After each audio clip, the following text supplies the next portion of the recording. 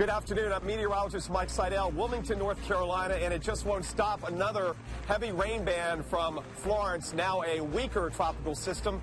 A tropical storm, 45-mile-an-hour sustained winds, but it's only moving at 2 miles an hour. It's midway between Florence and Myrtle Beach. The good news is starting tomorrow into Monday, it's going to really start to move west and then north into the Ohio Valley and northeast. Look at this out here. This is a concern. The power is out to hundreds of thousands, but also a lot of flash flooding. This has been sitting here because it's been raining now for almost 48 straight hours. These cars have been here, I don't know how long. They're stalled out, and it just keeps adding up. As far as the eye can see, the water out in the center is about 2, in some spots about 2.5 feet deep, something you don't want to drive through. It's not from the river. Again, it's just from water that's sitting here. Now, we'll see. Maybe there's a drain clogged up. It has gone down somewhat. We've got some debris around the area, and there are some trees down. But this is going to be a continuing problem. We've got numerous flash flood warnings here in southeastern North Carolina. We're talking record-setting rain near Swansboro, over 30 inches of rain, and that now sets a new tropical cyclone record for North Carolina, which was just over 2 feet in Southport with Hurricane Floyd. Yesterday, here in Wilmington, just over 9.5 inches, third wettest August and third wettest calendar day on record. That is a lot of rain, and more has come down. This is going to be a problem into this evening, and then as we get into tomorrow, things will begin to ease up as Florence pulls away faster and we lose these rain bands. But for today and tonight, watch out for more flash flood warnings. Here's what we saw earlier as we pulled into this location here on the north and east side of Wilmington. We're just not far from UNCW. This guy driving through the water, making it through and turning right, so he was okay. But we don't urge you to do that, certainly, because you just don't know how deep the water is. He was able to make it through with his truck. Windy, tropical, squally weather continues. Wind gusts have dropped back to about 30, 35 miles an hour, a far cry from yesterday when they're still running 50 to 60 miles an hour out on the intercoastal. But still, when you get one of these squalls, it can blow pretty good and could bring down some more trees. Power outages now about 850,000, adding up South Carolina and North Carolina. Now, as the wind dies down, the power crews, especially Duke Energy, will be able to get up and get the power back on. The good thing is I have not seen one power pole, telephone pole down. So that really makes the process a whole lot better. Let's go up to the Outer Banks, where the mandatory evacuation has been lifted for residents. Sam Walker from the Outer Banks Voice is up there. Sam, I was talking to a friend of mine down in Buxton, and they say the big thing down there is cleanup. The overwash and the bulldozers getting the sand off Highway 12. What can you tell us about Highway 12 in the Outer Banks? Well, Mike, I can tell you that the Department of Transportation, I just got off the phone with Tim Haas. Okay, we lost Sam Walker over there on the Outer Banks, but he tells us things are going to be up and running tomorrow. Visitors can come back in that area where most of you go. The power is on, and they're just getting everything cleaned up. So that is good news to get everybody back in there and get a spark to the economy after Florence. Another beach area being impacted even harder, Myrtle Beach, South Carolina, where the power is out. And they dealt with a lot of heavy rain yesterday. Looking at the radar, Mike Bettis, you have missed what we're dealing with up here. There's a couple of bands, but this one right here is really dropping more rainfall. What's your status there as far as rain, and what about your power specifically? Yeah, we've been very fortunate. Okay, Mike Bettis, we're still in the thick of it here. The wind has dropped dramatically today versus yesterday, 60, 70-mile-an-hour gust. Even yesterday afternoon, 105 yesterday morning. Right now, they're gusting 25 to 30 in squalls, and still very heavy rainfall, as you can see here. And so this water on this roadway is not going anywhere. We've got 2 cars stalled out here. By the way, that person over there, you see her head, that's another television news reporter. Let's go back to Atlanta. Hurricane expert Dr. Erica Navarro in the house. Dr. Navarro, 2 miles an hour. I know your PhD involves tropical meteorology. Discuss a little bit about that, and then also get into the flash flood emergencies here in the state. Yeah, thanks so much, Mike. This is a long-duration event. I fear the impacts are really just still ongoing. We may not have seen the worst of it yet in some of these areas across the southeast. Mike? Yeah, certainly some of the areas inland, like Charlotte and Columbia and even Fayetteville, where this band you can see on radar rotates in across us here in Wilmington, Wrightsville Beach, Surf City, and then all the way in across 95 over towards Fayetteville, Lumberton, areas that were hit hard by Matthew. And some of these river levels will be even higher than Matthew 2 years ago. And that was a different kind of system because it did go off the coast, and then moisture lingered on the backside. Because I was actually on the beach at Wrightsville Beach with winds about 50 miles an hour. There was no evacuation. Now, there are a lot of trees that have been even uprooted. You can see their whole root ball because the soil's so damp and saturated. And then we have trees that have been blown down on power lines. So a lot of folks without power. Just some small limbs here in this Exxon station. The overhang is fine. We've seen gas station overhangs that have lost their awnings. This one's pretty sturdily constructed. But look at this. This Exxon sign got blown down probably yesterday morning when we had those wind gusts to 105 miles an hour. Gas is another thing that hard to come by. Most gas stations are without gas, and some of them without power to get the gas going. But everything should start to ramp up again tomorrow as the wind and rain abate here in this part of North Carolina. We've got continuing coverage on Florence, now a 45-mile-an-hour tropical storm, but still windy, gusty, squally rains. We've got flash flood emergencies in areas here in North Carolina, and the heavy rain adding up, heading towards the Queen City of Charlotte, Columbia, and Florence, impacting college football and travel in Interstate 95. More on that. Stay with us here on the Weather Channel. We'll be right back. Really haven't gotten there yet. The Appalachians need to watch out for that heavy rainfall in the coming days. Mike?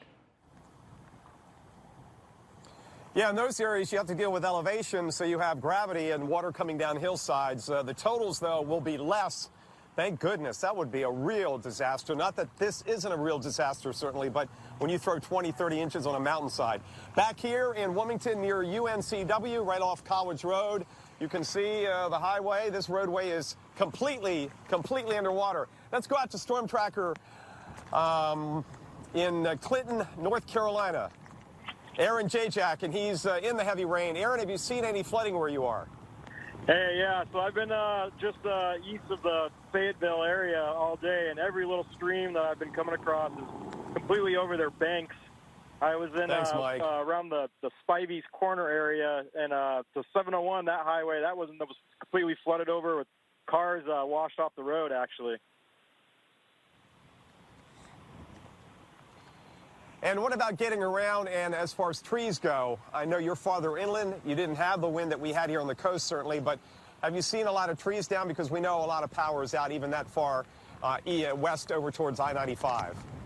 Yeah, there's been actually quite a few trees. I've seen electrical crews. They're actually out repairing lines right now, still in all this rain. I saw residents themselves are out trying to help out and clearing the roads. Most of the roads, like right now, I haven't come across any roads that aren't passable from the trees.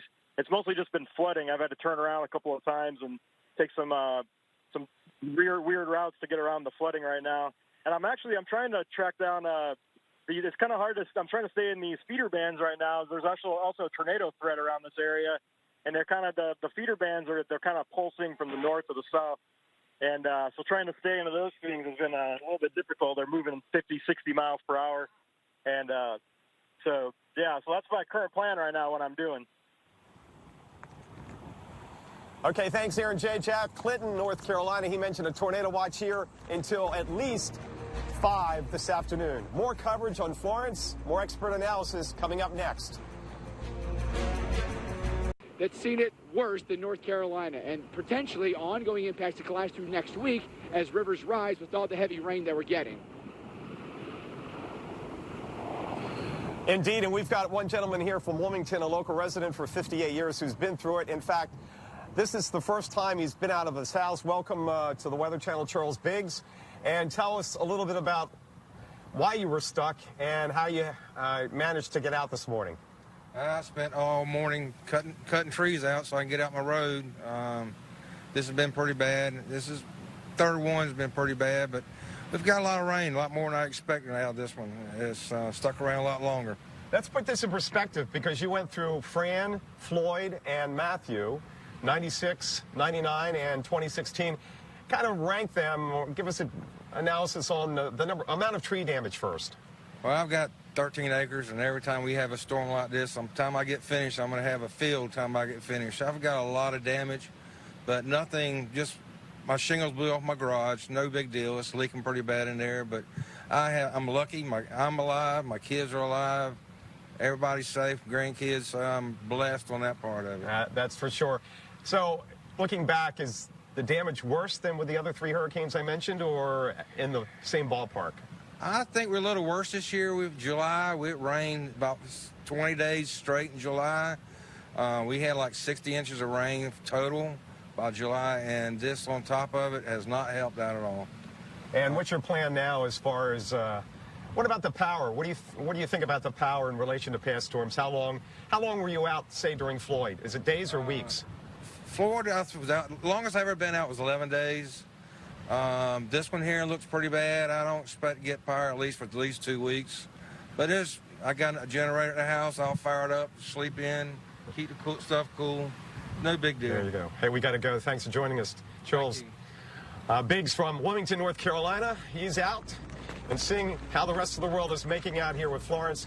We've got more coverage and analysis on Florence as it moves just at 2 miles an hour this afternoon. The one incredibly frustrating thing is how long it takes to get electricity back. Thankfully, it's still warm out here. We've been in situations, Mike, as you know, in the wintertime with ice storms where the power goes out and it's freezing cold. I did talk to a Duke Energy truck that drove by here at this closed Exxon station and reiterated the fact that these winds have to come down below 35 miles an hour before they'll consider going up in bucket trucks. And that's about where we are. We're still getting some gusts up around 30, 35, maybe a stray gust to 40, but they're slowly going to wind down through today and tonight, and power crews should be out in full force tomorrow. He did say, you know, some areas of town, there are a lot of trees down. Around here, you don't see any, and I didn't see any power poles down, but there are power poles down in some of these neighborhoods. But by and large, when you look around these areas, around these shopping centers, these main highways, all the, at least infrastructure is intact.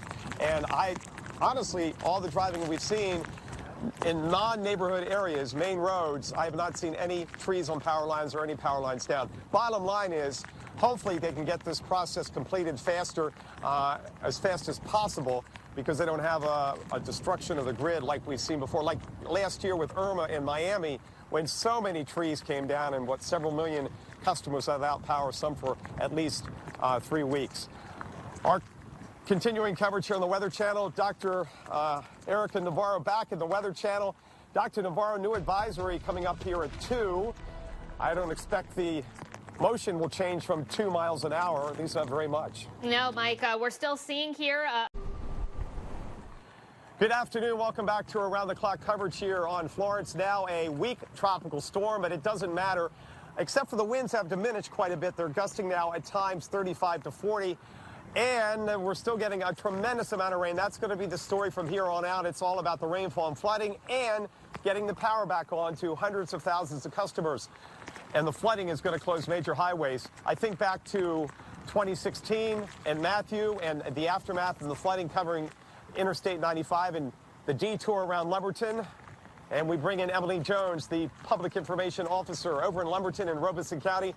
And Emily, we're going to go through this again, where we have to probably detour or maybe not even be able to go into Lumberton if the water gets even higher.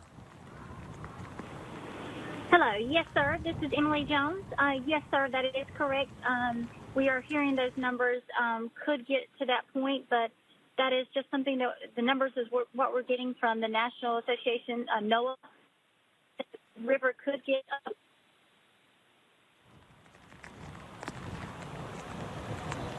And what's your prognosis on, okay, we've lost Emily on the phone. Sometimes you have technology issues. But just reiterating, water expected to get as high or higher with the rainfall from Florence as we look back at just 2 years ago with Matthew. So, Emily, back on the phone with you. Okay, she's gone again. We'll continue on here in Wilmington, North Carolina. The rain still adding up. We had almost a little over 9.5 inches of rain yesterday. That is the third wettest August day and third wettest calendar day on record in Wilmington. Now, this street typically floods, but certainly not this bad. This is not far from UNCW. By the way, those kids evacuated and they shut down on Monday, so they've been out all week.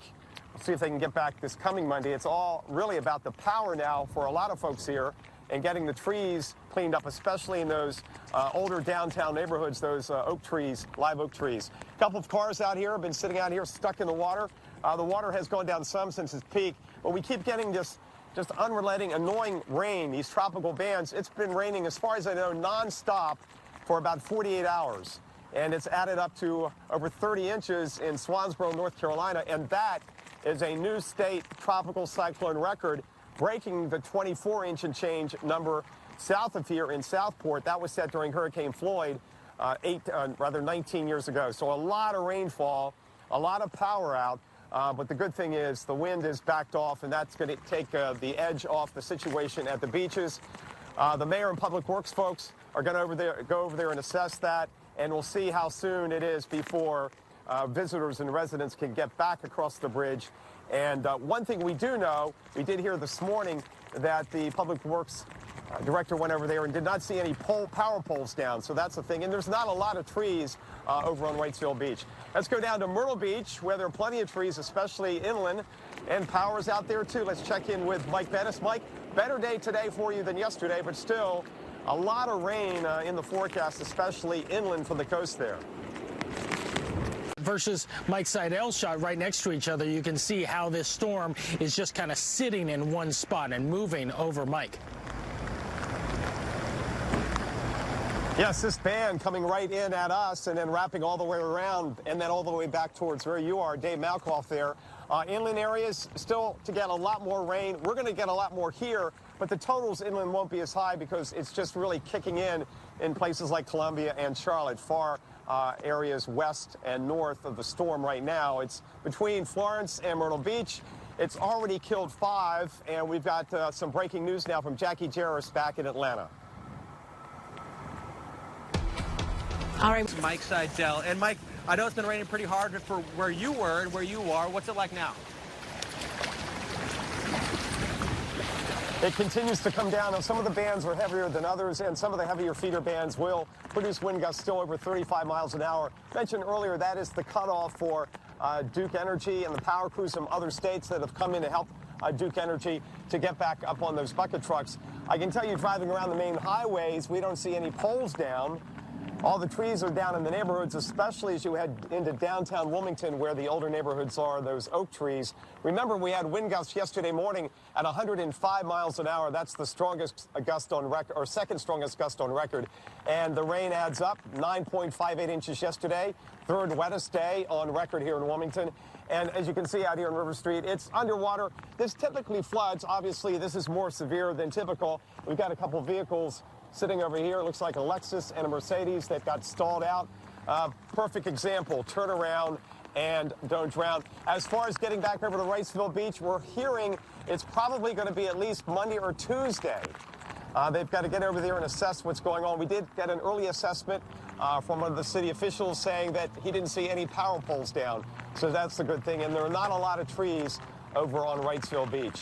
But remains to be seen how the beaches look. They had a lot of sand pumped into the beaches last winter. Nice wide beach, Dr. Navarro, but they don't have much of a dune system there. And we had a real pounding over there, especially the night before last and yesterday with those onshore northeast, east, then southeast winds. Yeah, absolutely, Mike. And we're expecting those onshore winds, those northeast winds here to persist. Mike Seidel has been really getting hit hard by the rain that has been coming down. You can see the difference between one side of the storm and the other side of the storm.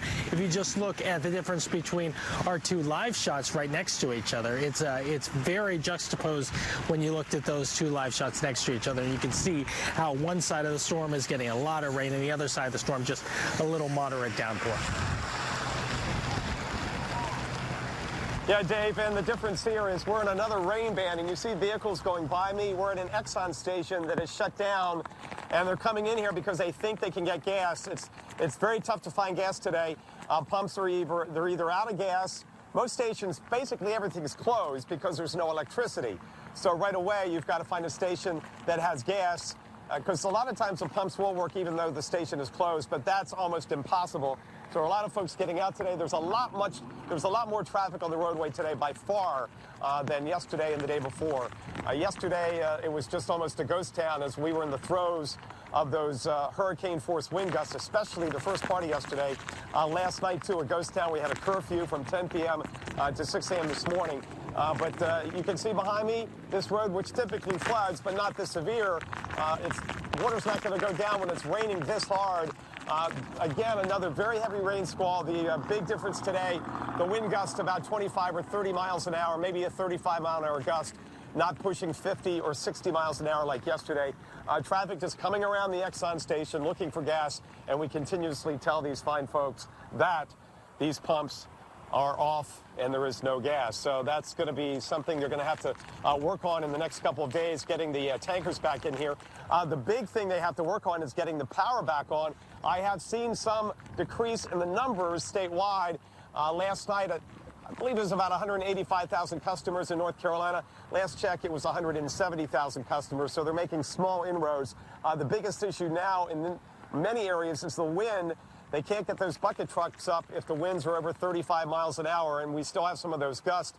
There are a lot of trees down, especially in the older neighborhoods downtown, the big oak trees, the live oaks. Out here, the main highways, we've been driving yesterday and today to get to our locations. We have not seen any power poles down or any trees down on the main highway, so that's a good thing. Even you can see here, all the power lines are fine, so that's going to be a big help. But when you get back into those residential neighborhoods, Mike Bettis, that's where the work is going to have to be done with the power crews from Duke Energy and crews that have come in. Always appreciate that from out of state to help their neighbors, in this case, their neighbors from Florida, their neighbors to the north. Mike? Yeah. Well, we want to get out live to the field once again. Our own Mike Bettis is in Myrtle Beach. And Mike, I see a lot of water around you there as well.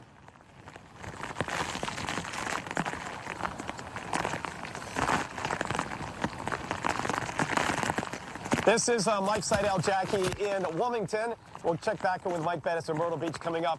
Yes, there was plenty of water. In fact, this is now coming back up because we've had some serious rain bands.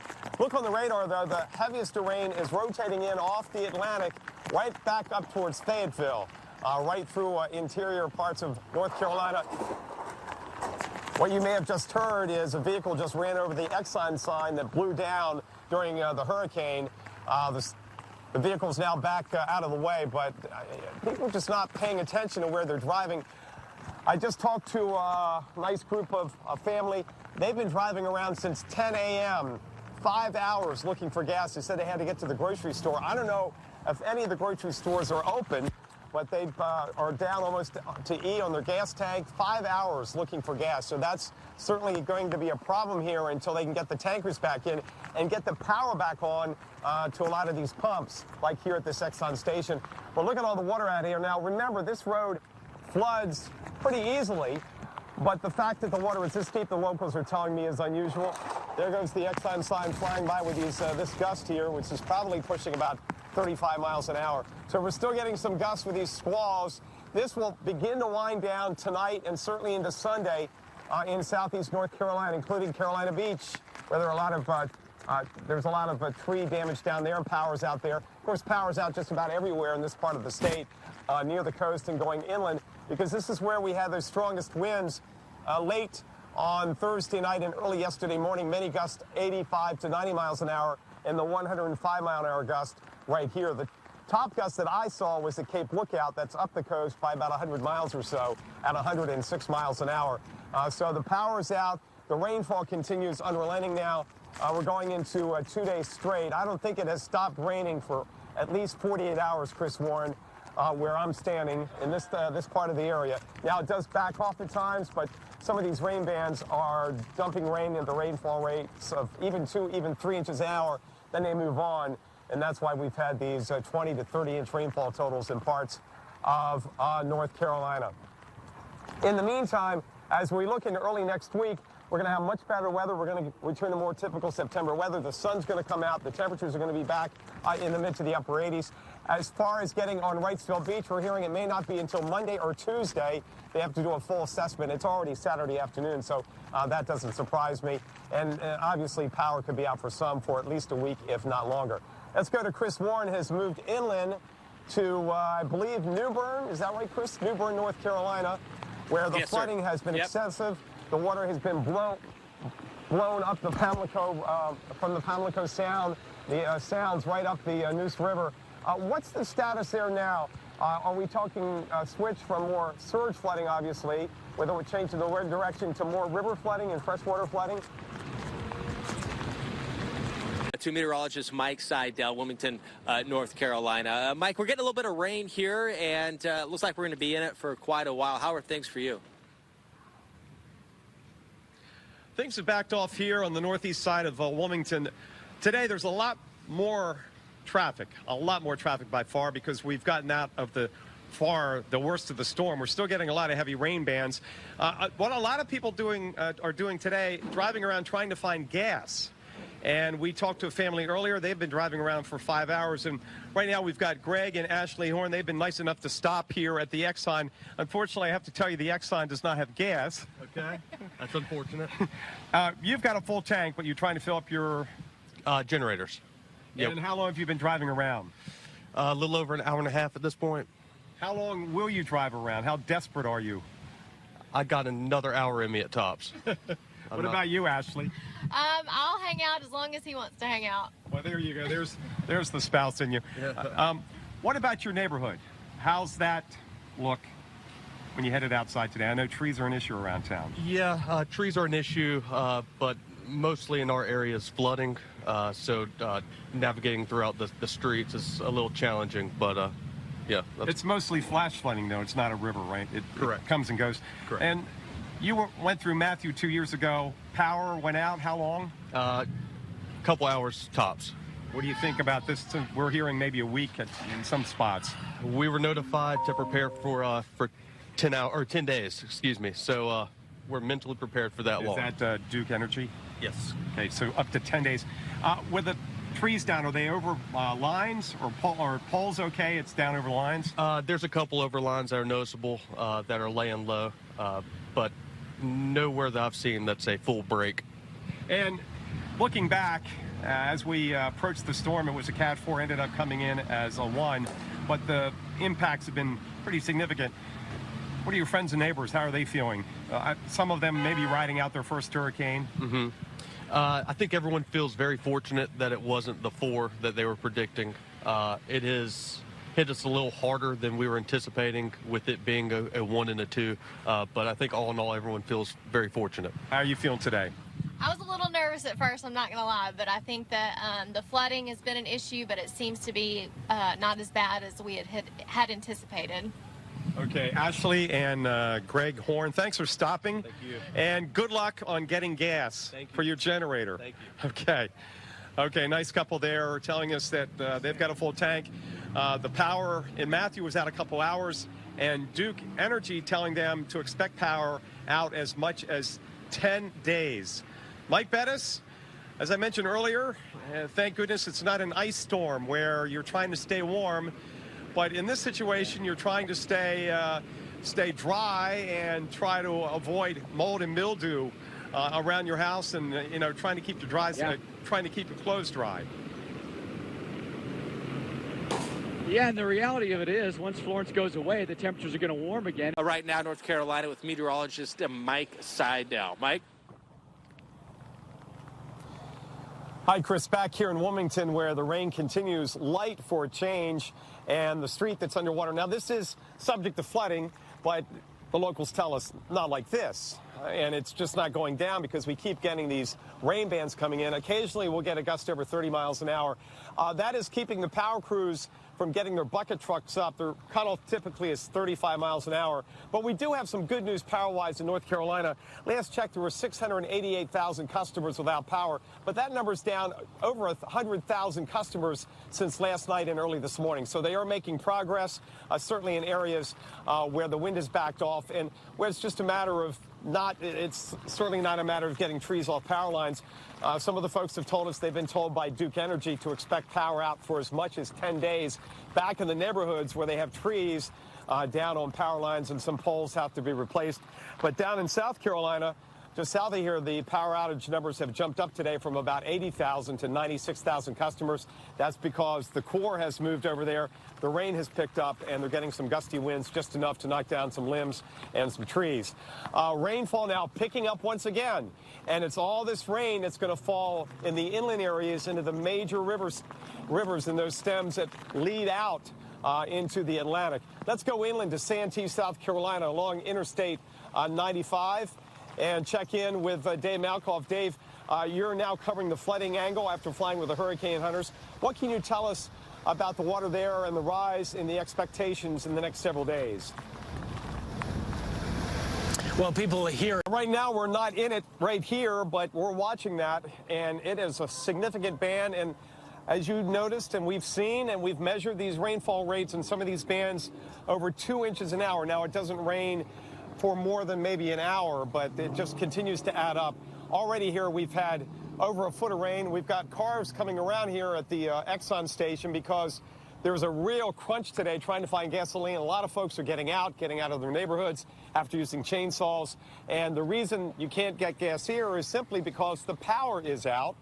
And until the power comes back on, they won't be able to pump gas. So I don't think it's so much a shortage as the fact that the power is out in many of these gas stations around town. Look at all the water behind me. Now, you can see the sign, the road is subject to flooding, but nothing like this because we've had all that rainfall. Some spots in South Carolina or North Carolina have had over 30 inches of rain. And right now we're saying, hey, we've broken the tropical cyclone record for North Carolina. It's got to be confirmed.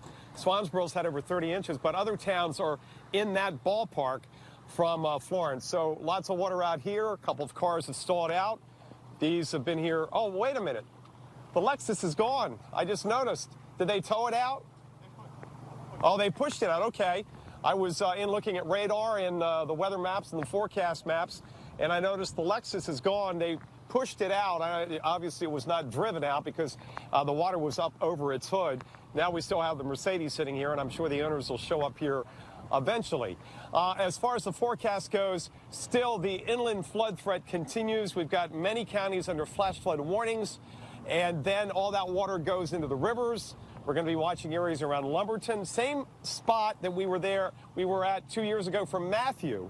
And for a while, 95 there was rerouted through town. We've already got parts of I-95 shut down, so that's going to be a big problem for north-south commerce for interstate travelers over the next several days. And Storm Tracker Jim Cantori is heading up to Lumberton. He'll be with us on the Weather Channel Live tomorrow morning to give us the latest on that situation there in Lumberton and the rivers there and also in Fayetteville. Meanwhile, Dr. Erica Navarro still moving only at 2 miles an hour, but we've got the 5 p.m. Eastern update from the National Hurricane Center.